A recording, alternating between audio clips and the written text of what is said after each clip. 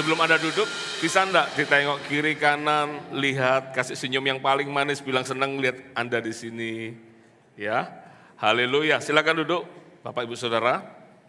Hari ini tema besar saya akan bicara tentang Roh Kudus, ya, karena sebulan ini tema bulanan GMS itu adalah tentang Roh Kudus, ya, dan saya bagi beberapa hal yang saya akan bagikan, mungkin bisa ditampilkan. Saya mulainya dengan Roh Kudus pribadi Allah yang hidup. Ya, seringkali orang itu mereka berpikir sudah ada Tuhan Yesus cukup lah ya, sudah ada Allah Bapa sudahlah cukup. Ya, seringkali Allah Roh Kudus itu kadang tidak banyak orang juga bisa melihatnya sebagai pribadi Allah yang hidup. Ya, ingat ya, Trinitas itu bukan bicara tentang saya Samuel, saya adalah seorang papa. Saya adalah seorang gembala, saya juga adalah seorang, apalagi ya saya. Bukan itu berarti saya tetap satu orang. Tapi Trinitas itu bicara tentang seperti segitiga yang setiap garis itu melambangkan sebuah fungsi garis. Nangkep ya? Kalau Anda tahu segitiga, ketika Anda tarik satu garis, itu melambangkan satu garis. Kalau ditarik semuanya itu 3 garis. Tapi mereka dalam satu kesatuan, itulah Trinitas. Paling gampang untuk melihatnya itu seperti itu. Bisa tangkap itu ya.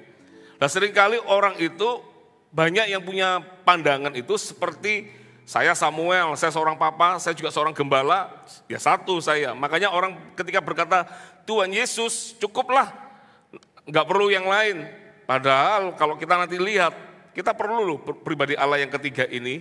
Makanya saya akan memulainya dengan Roh Kudus adalah pribadi Allah yang hidup. Nanti yang kedua saya akan bicara tentang pemberian yang terbaik. Ya, dalam pemberian itu selalu orang itu kalau apa yang dia minta, seringkali kalau apa yang kita minta itu belum tentu itu yang terbaik. Makanya Tuhan ajarkan ada yang terbaik yang Anda bisa minta. Ya, dan nanti di ibadah ketiga bicara tentang Roh Kudus penolong kita, dan yang terakhir bertumbuh secara rohani. Kenapa kekristenan perlu pertumbuhan dalam iman, dalam kehidupan kita? Karena itulah yang dikehendaki Tuhan, supaya kita bertumbuh. Jangan jadi orang Kristen yang 5 tahun, 10 tahun, bahkan 20 tahun, tapi nggak maju-maju, nggak ada pertumbuhan di situ. Kita harus mengalami pertumbuhan. Saya tadi pagi berangkat sambil berdoa, Tuhan, khotbah hari ini paling nggak gampang, ya. Paling gampang itu menghidupinya. Tapi untuk mengkhotbahkannya itu saya butuh hikmat-Mu Tuhan. Sampaikan apa yang menjadi isi hatimu. Ya. Oke, kita langsung aja buka di dalam Yohanes pasal 14. Yohanes pasal 14 dari ayat 15. Yohanes pasal 14 dari ayat 15 saya bacakan. Jikalau kamu mengasihi aku, kamu akan menuruti segala perintahku. Sudah pasti ya. Jangan bilang saya ini mengasihi Tuhan. Banyak orang berkata saya mengasihi Tuhan, tapi istrinya 2. Enggak mungkin. Saya mengasihi Tuhan, tapi hidupnya penuh dengan kedagingan. Enggak mungkin juga. Ya, karena orang yang mengasihi, pasti dia akan mendengarkan. Suami istri saling mengasihi. Kalau mereka saling mengasihi, kalau mereka saling mencintai, pasti mereka akan mendengarkan apa yang dimaui oleh pasangan kita. Dia akan dengarkan. Karena alasannya sederhana, karena mengasihi. Ya. Begitu juga dengan Tuhan. Banyak orang berkata, saya ini mengasihi Tuhan loh. Saya mengasihi Tuhan. Tapi menurut saya, kita tidak boleh menjadi hakim ya. Ya, tapi kalau mungkin menurut pandangan orang, kamu ini ngomong ayat-ayat, tapi hidupnya enggak sesuai. Ada enggak pernah dengar istilah itu enggak? Kita enggak boleh jadi hakim ya, belum tentu apa yang kita nilai itu benar. Makanya hati-hati. Makanya Alkitab juga ajarkan kita jangan menilai orang lain. Menilai itu menilai diri sendiri. Jangan-jangan kita merasa hidup kita lurus-lurus tapi ujungnya menuju maut. Ya kan? Makanya kita perlu minta Tuhan itu tuntun kita setiap hari dalam hidup ini. Perhatikan, jikalau kamu mengasihi aku, kamu akan menuruti segala perintahku. Orang yang mengasihi Tuhan, ini berkatnya. Aku akan minta kepada Bapa, Dan ia akan memberikan kepadamu, apa saudara baca rame-rame 34, seorang penolong yang lain. Ya. Seorang penolong, sebuah pertanyaan muncul. Apa Yesus nggak cukup di hidup kita? Halo, cukup nggak Yesus bagi kita? Halo? Bagi keselamatan cukup. Karena kematian Yesus itu sudah menebus dosa kita. Tapi namanya orang hidup ini kan masih berjalan ini. Kita kan tidak otomatis setelah dibaptis terus kita pulang ke rumah Tuhan. Puji Tuhan kalau setelah baptis pulang ke rumah Tuhan, selesai. Masalahnya kita ini masih hidup dalam dunia ini. Dalam dunia ini ada selalu, kok jadi bingung kata-katanya. Dalam hidup di dunia ini, selalu kita dihadapkan dengan banyaknya yang namanya pilihan. Sebentar Pak, nadanya di D aja Pak. Itu nada di mana Pak? Di E ya, turunkan satu Pak. Saya merasa nada saya tinggi terus soalnya. Ya, susah kalau pengkhotbah tahu nada itu. Jadi saya mikir, saya kok ngotot ya, padahal saya baru awal ini khotbahnya ini. Harusnya baru awal gini lebih santai, lebih soft gitu ya.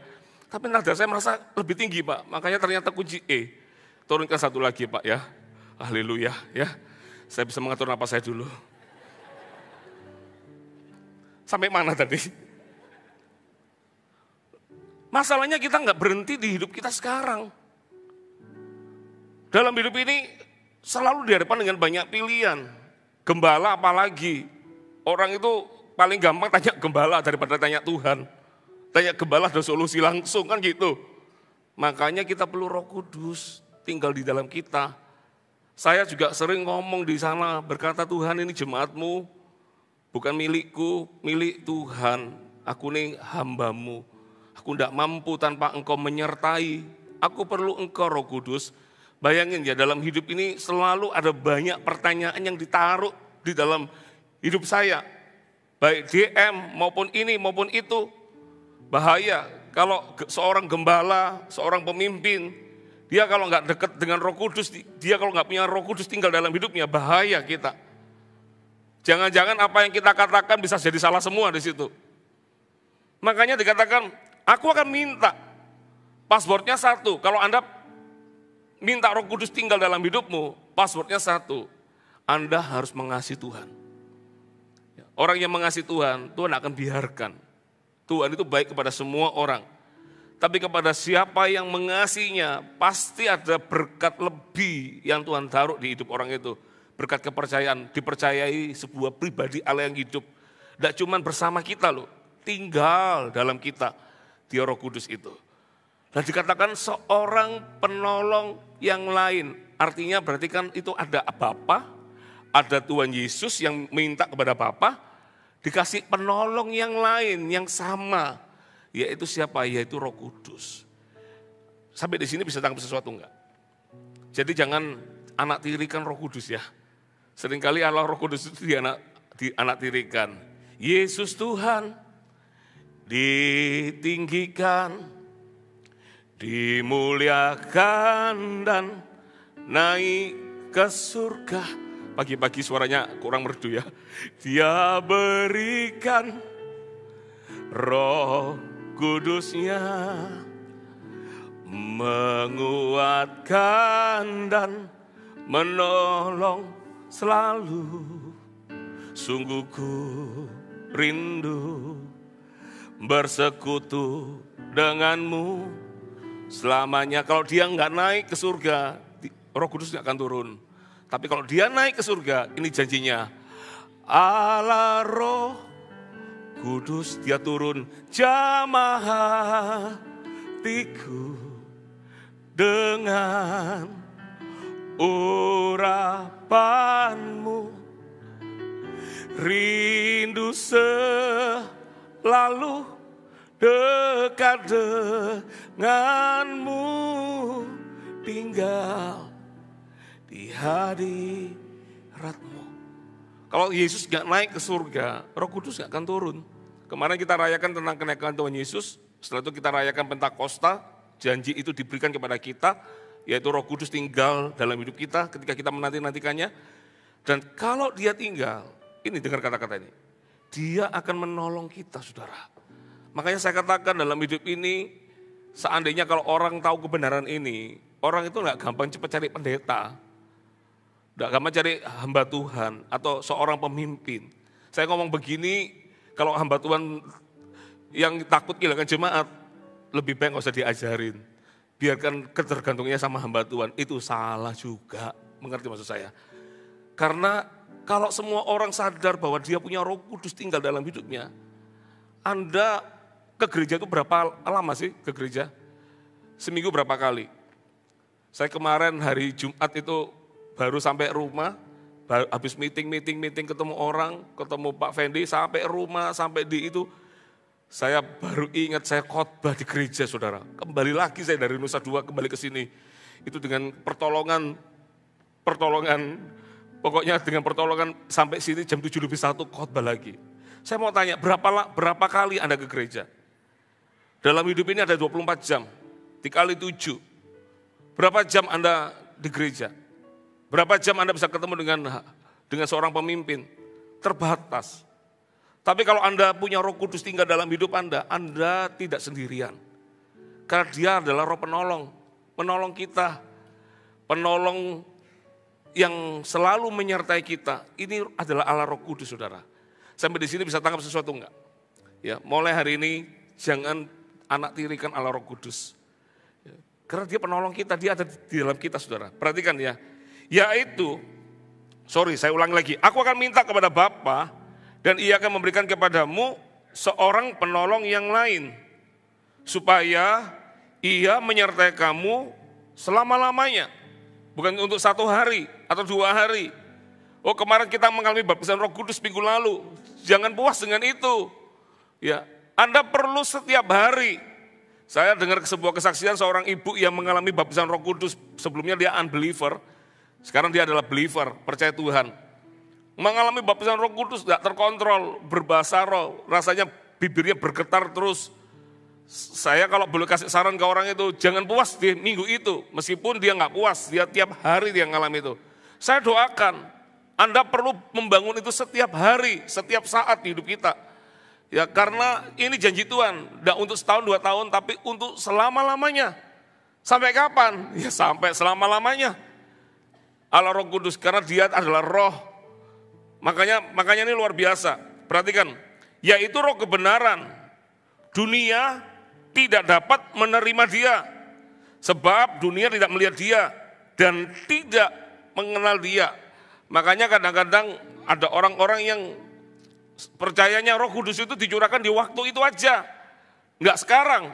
Kok bisa? Kalau untuk waktu itu saja, Yesus gak akan berkata bahwa Roh itu menyertai kita selama-lamanya. Kita perlu mengalami baptisan Roh Kudus itu, karena Dia penolong kita, saudara, pribadi Allah yang ketiga. Halo, ada orang di sini, halo, amin. Kita perlu mengalami baptisan Roh Kudus itu. Ingat ya, dunia itu nggak bisa percaya Dia. Kenapa? Karena dunia nggak melihat Dia. Makanya kalau ketika Yesus datang, orang bisa melihat Tuhan Yesus secara fisik, secara daging, lebih gampang lihat.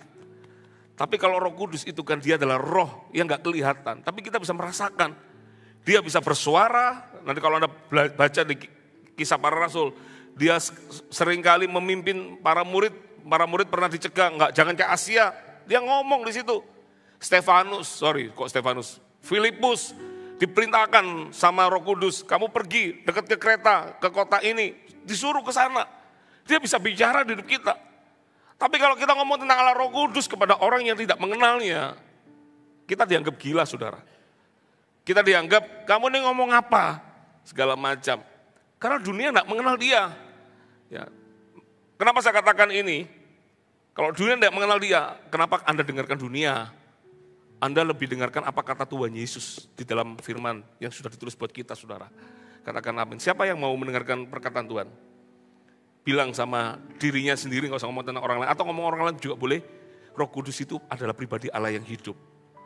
Ya. Ngomong lagi, jadikan saluran kepanjangan saya. Bilang, Dia hidup dan Dia diberikan untuk kita. Ya. Tambah lagi ya, Jadi jangan tidak percaya. Amin. Amin. Roh Kudus itu tinggal di kita, saudara.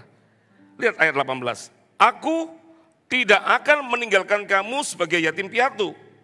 Aku datang kembali kepadamu. Masih ingat saya mungkin beberapa minggu yang lalu tentang ibadah kenaikan saya khotbah ini. Di zaman ini kalau kalau baca Alkitab nggak boleh cuma baca untuk tafsiran untuk kita sekarang. Sekalipun nanti relevannya untuk kita sekarang.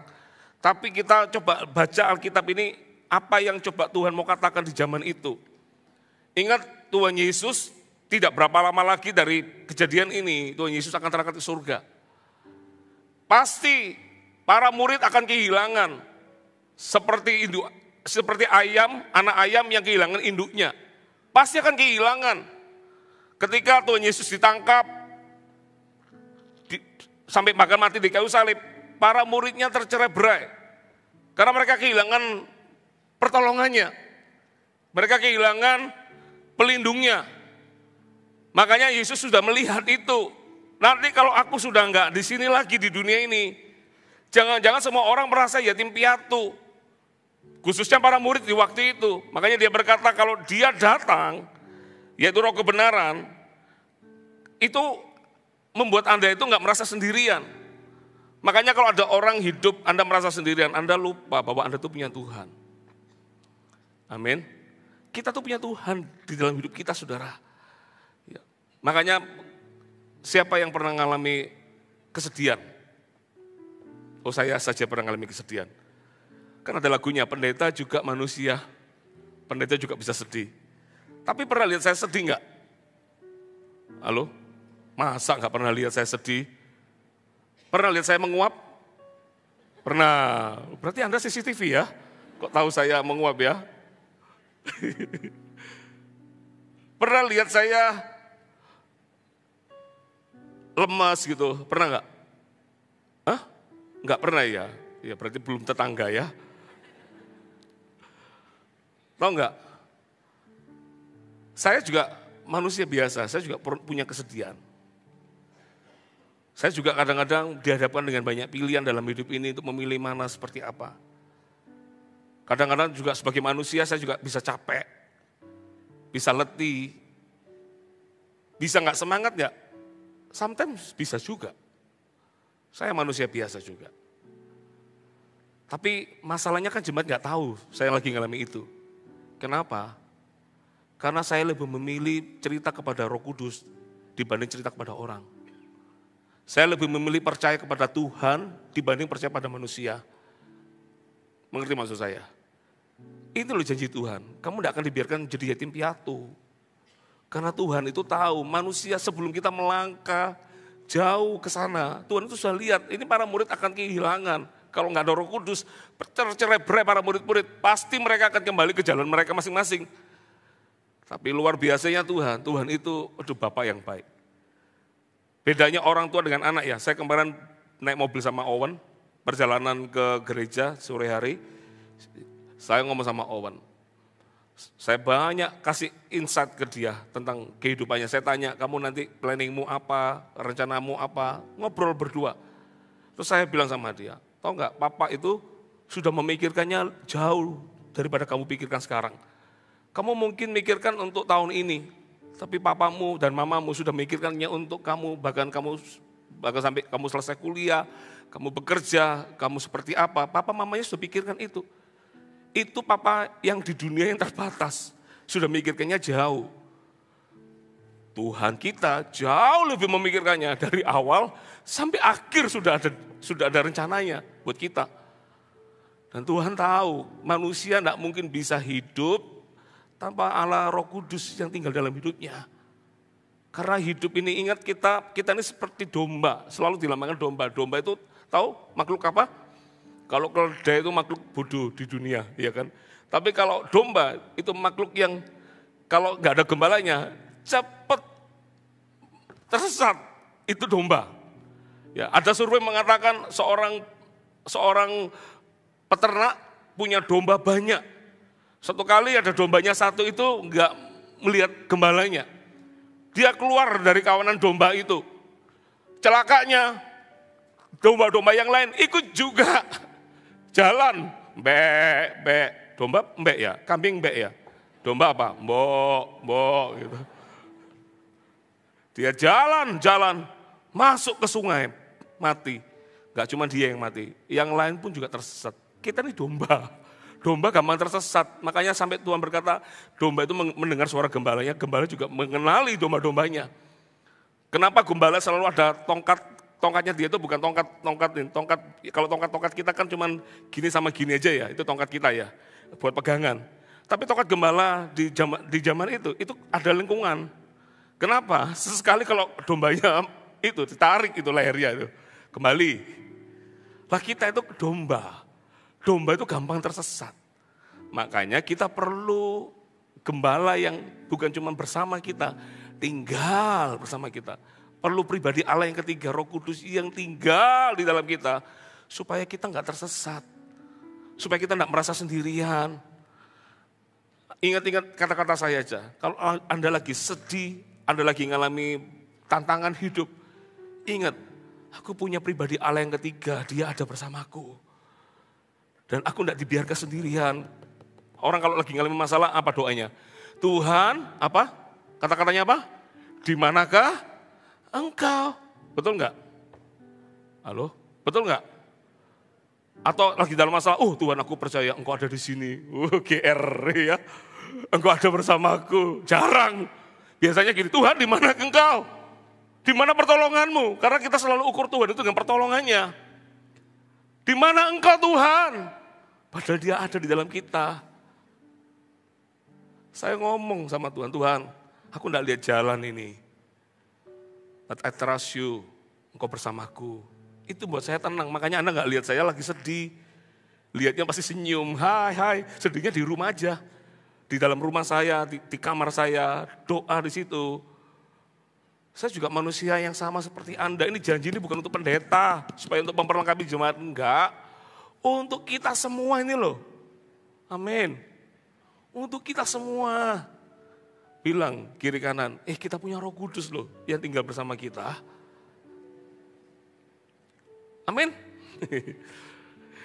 Ini belum kok sudah 25 menit, sudah mau selesai saya. Ya, padahal merasa baru intermezzo. Dapat sesuatu enggak? Perhatikan ya. Aku tidak akan meninggalkan kamu sebagai yatim piatu.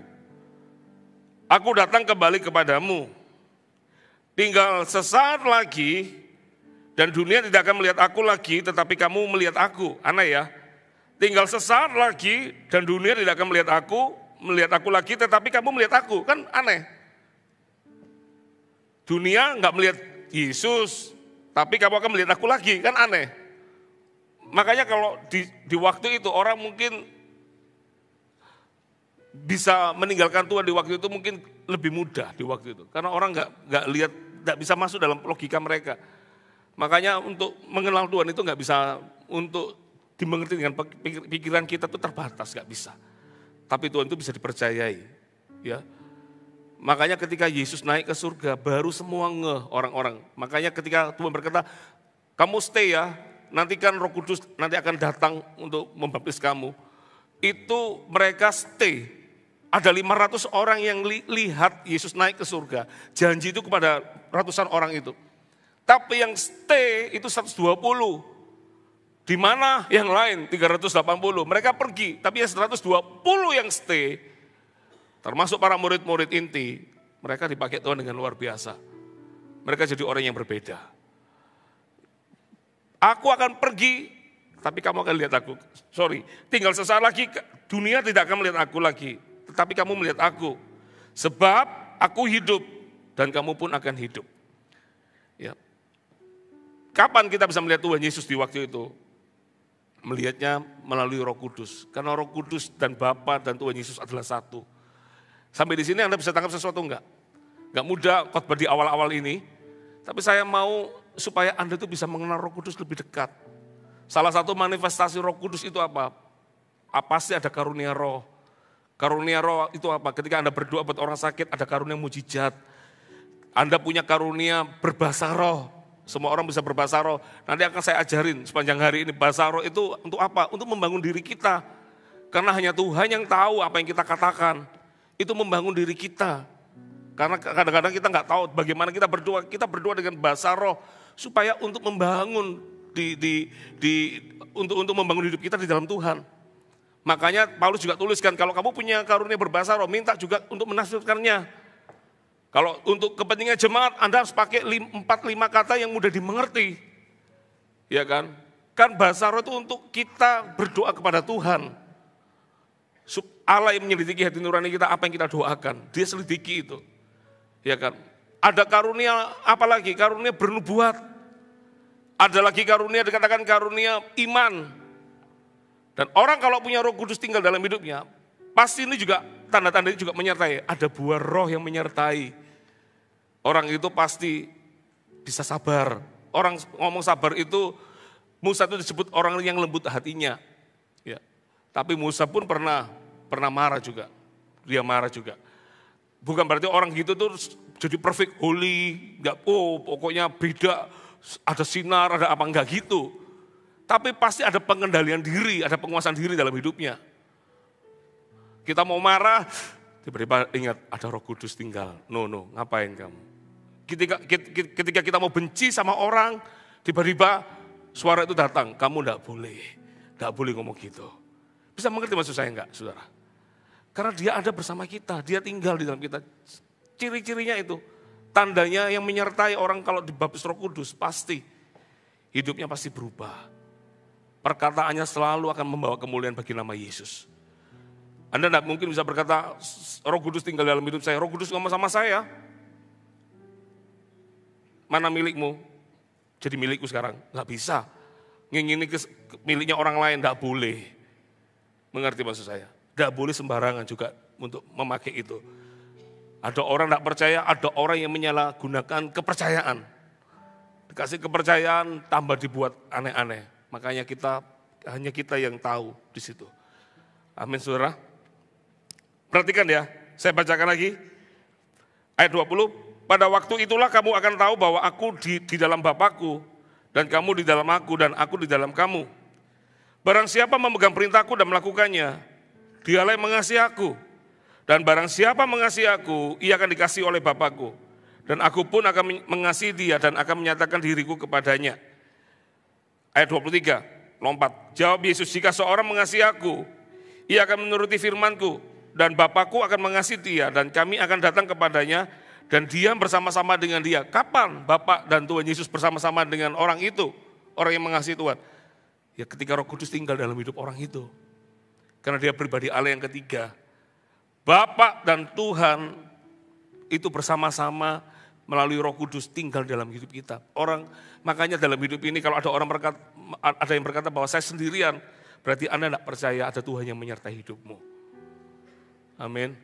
Allah Roh Kudus jamah hatiku dengan urapanmu, rindu selalu dekat denganmu, tinggal di hadiratmu, my best friend. Kok jadi ini ya? Holy Spirit, Holy Spirit, my best friend, my best friend, Holy Spirit. Kalau Roh Kudus itu tinggal dalam hidup kita, berarti Bapa dan Tuhan Yesus itu ada bersama kita. Ya, makanya kalau saya berdoa Tuhan, biar ini kasih hikmat ini sederhana. Kalau semua orang menyadari bahwa Tuhan itu bisa ada dalam hidupnya, maka akan mempermudah pekerjaan seorang gembala. Karena semua orang ada di dalam Tuhan. Orang gak keburu cari orang.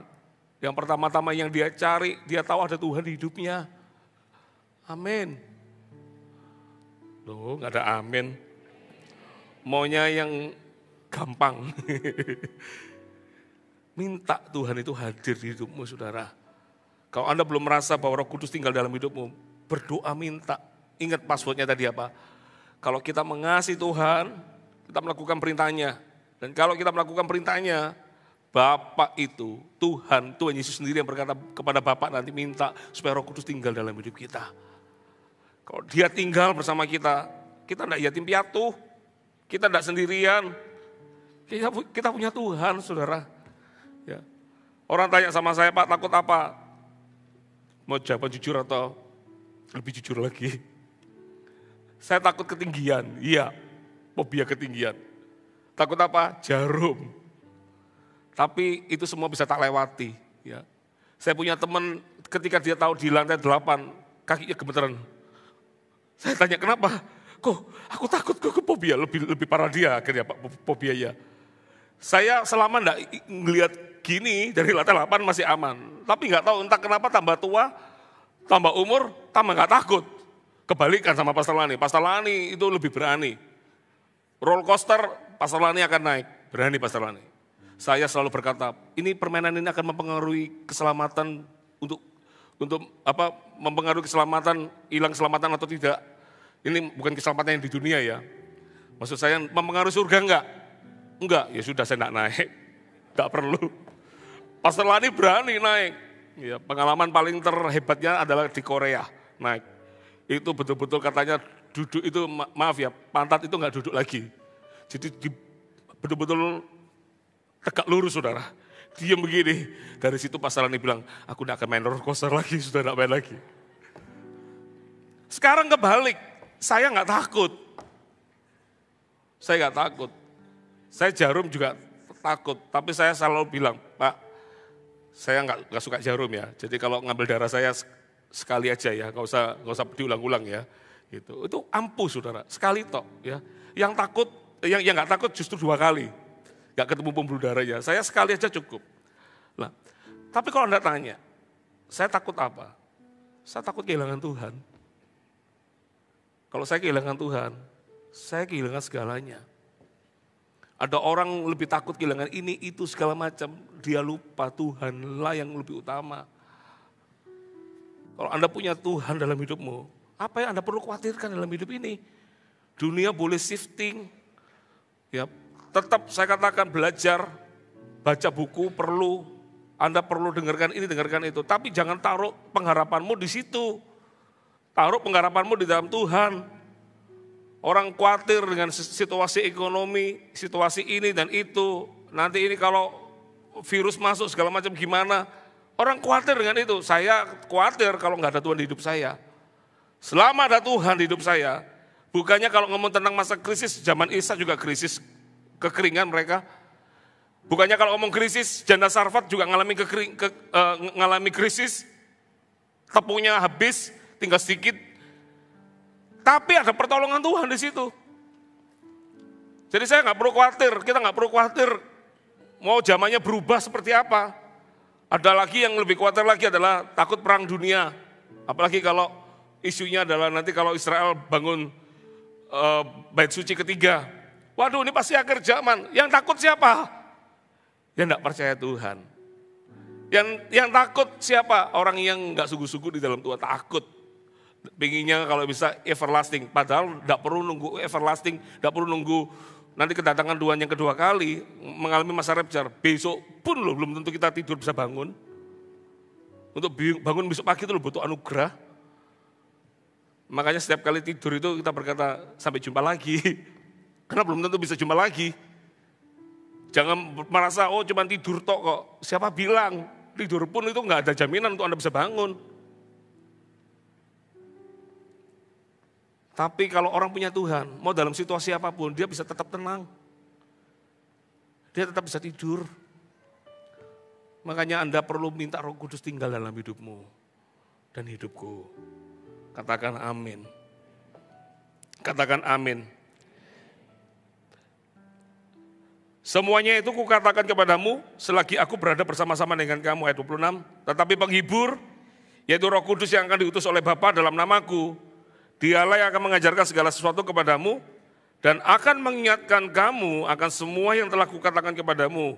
Ayat 27 baca rame-rame, 3, 4. Damai sejahtera ku tinggalkan bagimu, damai sejahtera ku kuberikan kepadamu. Dan apa yang kuberikan tidak seperti yang diberikan oleh dunia kepadamu. Janganlah gelisah dan gentar hatimu. Makanya kita perlu punya Roh Kudus tinggal dalam hidup kita, karena dia pribadi Allah yang hidup. Makanya saya katakan dunia boleh berubah dengan segala macamnya. Tapi orang yang punya Roh Kudus tinggal dalam hidupnya ada hikmat. Karena Roh Kudus itu datang, itu adalah dia juga roh penghibur. Dia akan memberitahukan apa yang Bapa punya.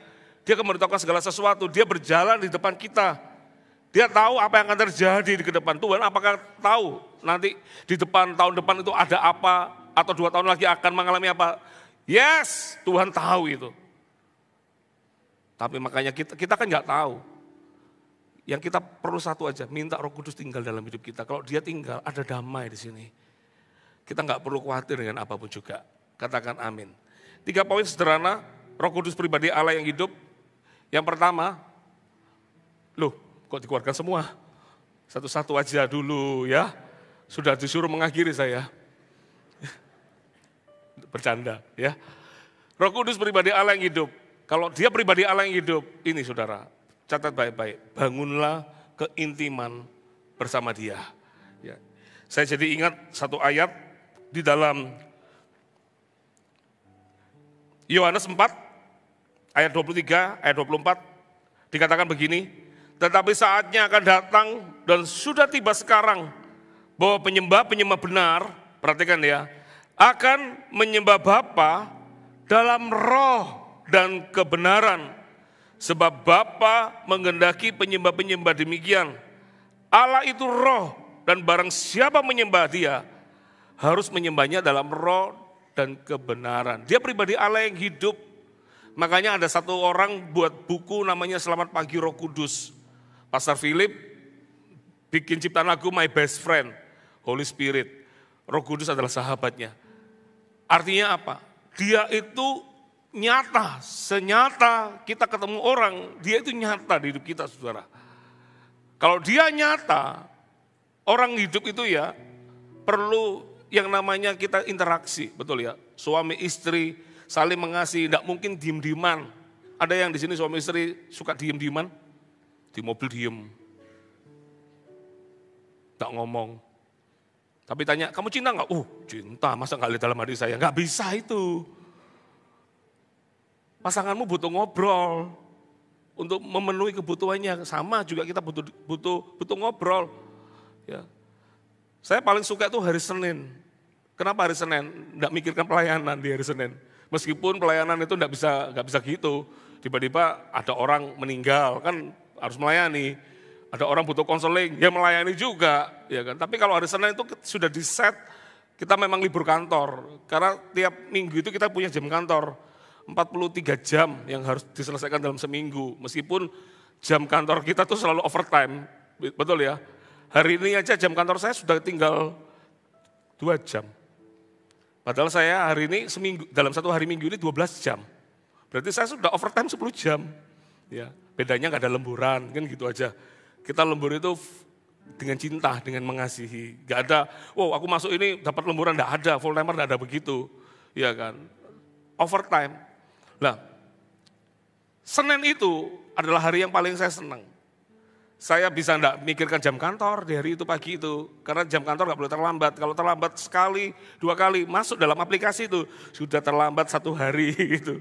Nanti terlambat 2 hari. Kalau terlambatnya banyak, lah berarti alamat Anda akan dipanggil, diajak ngobrol di situ. Ya kan? Senin itu paling senang. Apalagi kalau Seninnya itu enggak ada anak sekolah. Waduh, haleluya, seperti besok. Ya, makanya jangan gangguin saya ya besok ya. Saya tuh bisa duduk di sofa saya ambil gitar, meskipun tiap pagi saya lakukan itu tiap pagi, saya lakukan, saya tiba-tiba saya nyanyi kayak kemarin saya nyanyi, ku ingin selalu, Sabtu juga seneng karena harus on time di awal, boleh di belakangnya, bersekutu denganmu, menikmati hadiratmu, saya kasih tips ya. Cari lagu ketika Anda mau penyembahan itu, cari lagu itu seperti ungkapan hatimu. Ngerti ya? Ku ingin selalu bersekutu sambil makan bakso. Nggak masuk, saudara. Karena setiap kata-kata itu ingat ya, sama seperti ngomong sama istri. Istri kalau ngomong sama kita, kenapa banyak istri-istri marah sama suaminya? Pasti istrinya kadang yang nggak percaya tanya gini, ayo tadi ngomong apa? Kenapa sampai pertanyaan itu? Karena suaminya nggak dengerin. Gitu toh. Ngomong apa tadi? Dicobain, dites dulu. Kan nggak bisa, kamu harus dengarkan. Ngomong apa? Tatap matanya. Kayak gitu. Lihat. Oh ngomong apa? Oh gitu. Oh iya ya, tak dengerin. Oke, seneng.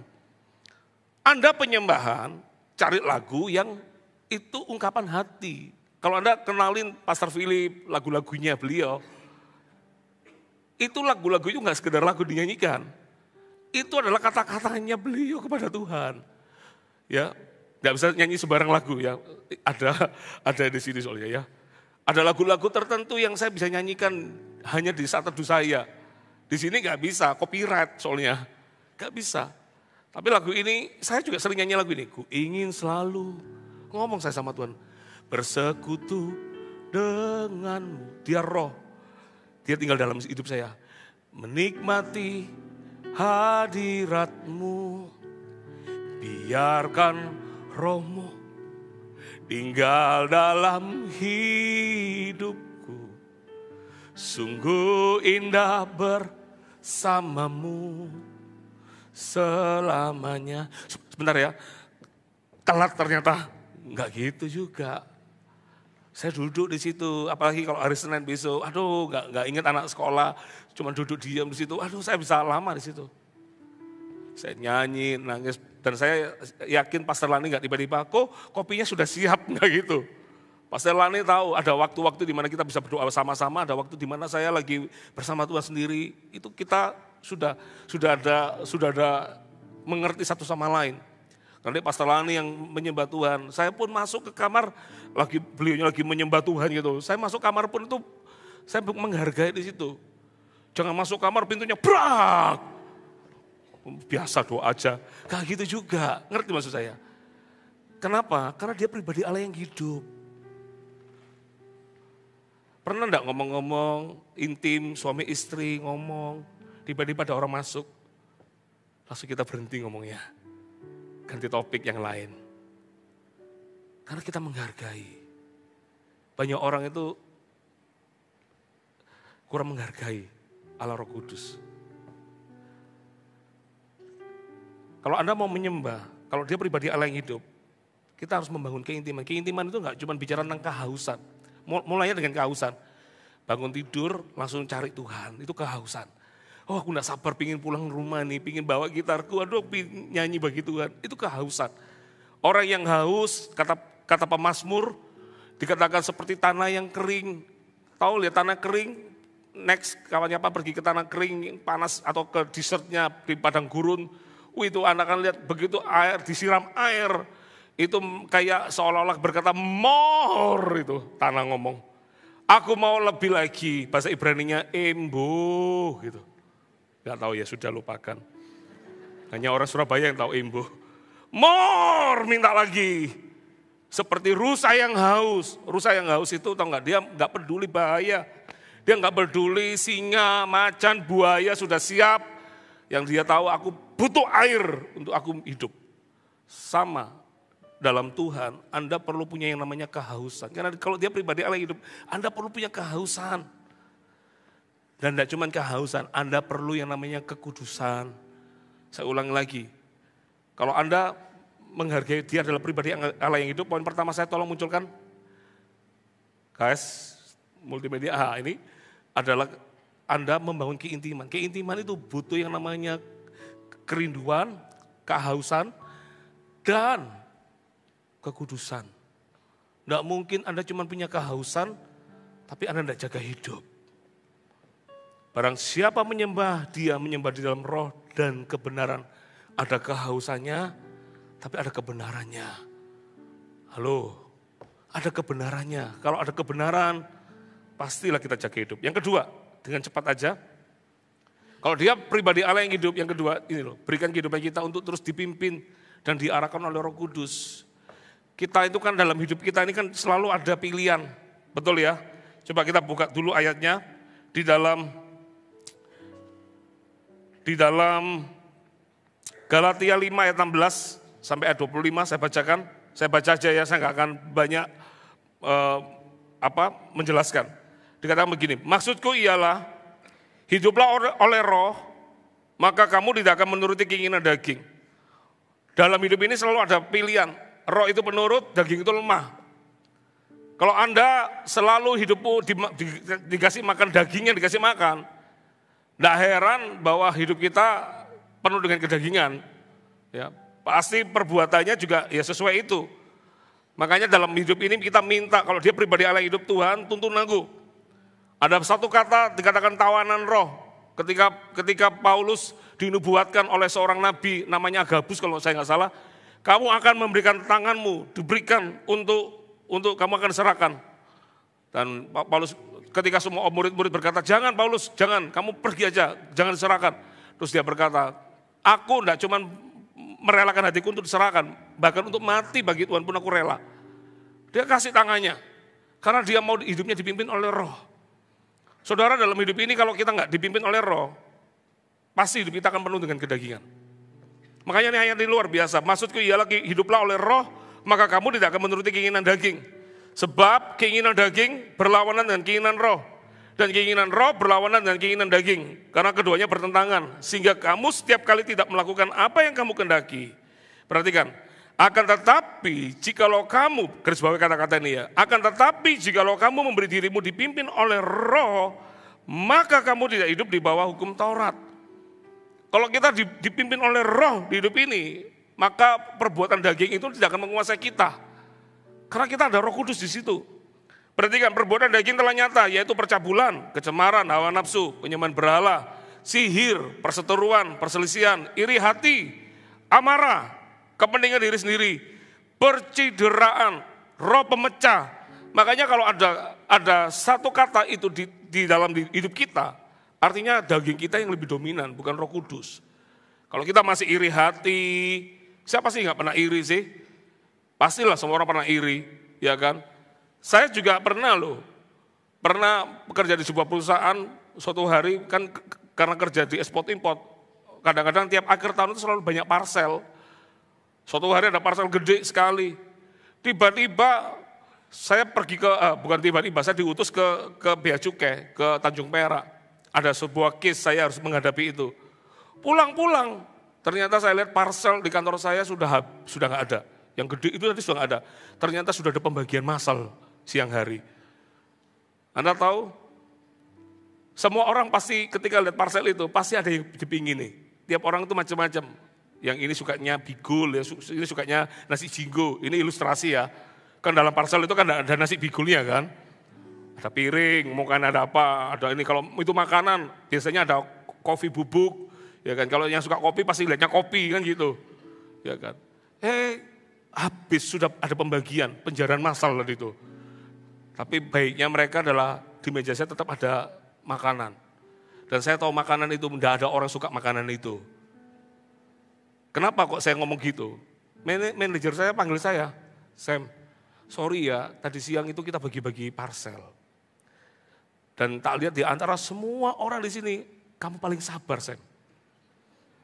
Ya, makanya kamu tak kasih snack itu untuk kamu di situ, Sam. Karena kamu pasti tidak marah.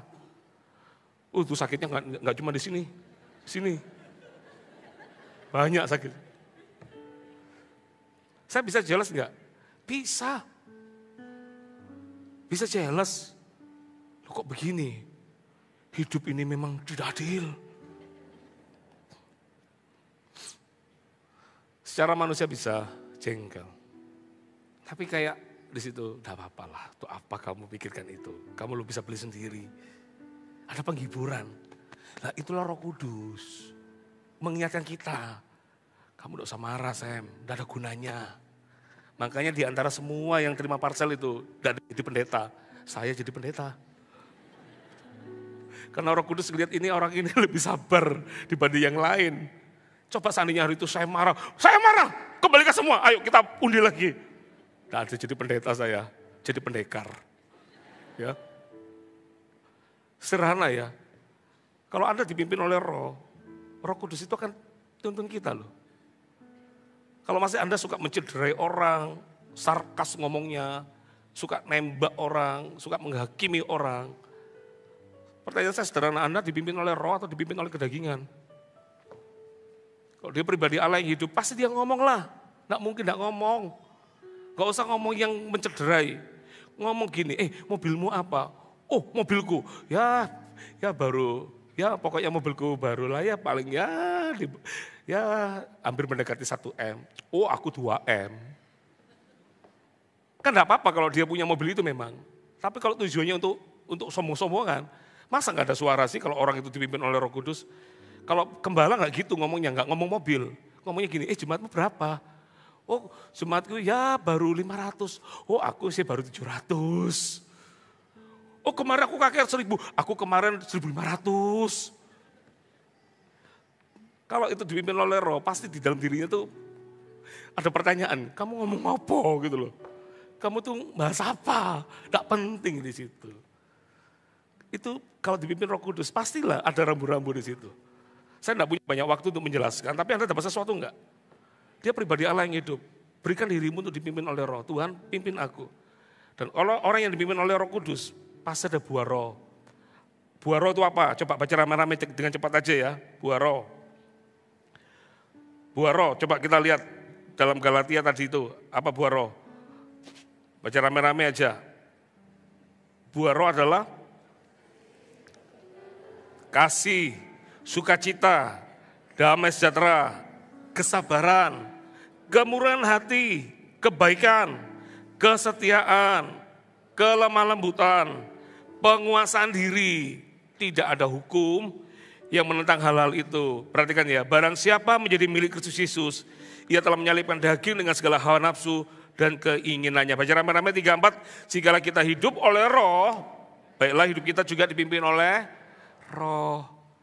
Bangun tidur, makanya cari Tuhan, minta Tuhan pimpin aku. Supaya hidupku tidak penuh dengan kedagingan, tapi dipenuhi oleh Roh-Mu. Katakan amin. Ya, amin saudara. Yang terakhir, yang ketiga, dengan cepat aja, yang ketiga, ini, kalau Roh Kudus pribadi Allah yang hidup, adalah jangan mendukakannya oleh karena ketidakpercayaan kita. Ya. Siapa yang percaya Roh Kudus tinggal dalam hidup kita? Oh, saya percaya. Ya. Siapa yang tidak angkat tangan? Angkat tangan sekarang. Kita foto. Ada yang tidak angkat tangan. Kenapa Anda tidak angkat tangan? Mungkin Anda merasa aku terlalu kotor. Aku tidak angkat tangan karena aku tidak percaya. Masa Tuhan bisa tinggal dalam hidupku? Makanya coba kita lihat satu ayat aja. Nggak usah banyak-banyak. Ya. Coba kita lihat di dalam Efesus pasal 4 ayat 30, ayat 32. Dikatakan begini, dan janganlah kamu mendukakan Roh Kudus Allah yang telah memeteraikan kamu menjelang hari penyelamatan. Perhatikan ya, segala kepahitan, kegeraman, kemarahan, pertikaian, dan fitnah hendaklah dibuang dari antara kamu. Demikian pula segala kejahatan. Tetapi hendaklah kamu ramah seorang terhadap yang lain, penuh kasih mesra, dan saling mengampuni, sebagaimana Allah di dalam Kristus telah mengampuni kamu. Kalau Anda lihat perikop Efesus pasal 4 itu bicara tentang manusia baru. Orang kalau tahu Roh Kudus tinggal dalam hidupnya, pasti hidupnya berubah. Tidak mungkin hidupnya nggak berubah. Kita semua ini produk lama. Teman saya tanya sama saya, kamu kok bisa jadi pendeta? Makan apa kamu? Oh, saya makan nasi. Dia nggak percaya, karena lihat saya, modal saya begini kayak jadi hamba Tuhan kayak nggak mungkin. Tapi dia nggak bisa sangkali, hidup saya diubah. Dia bilang, kok bisa kamu ini jadi hamba Tuhan? Ini teman-teman saya SMA dan teman saya kuliah yang ngomong itu. Suatu hari dalam sebuah resepsi, kita ketemu di situ, dia ngomong, kamu kok bisa jadi hamba Tuhan? Tapi yang mereka tidak bisa sangkali adalah, mereka lihat hidup saya berubah. Samuel yang dulu tidak begini, berubah Samuelnya.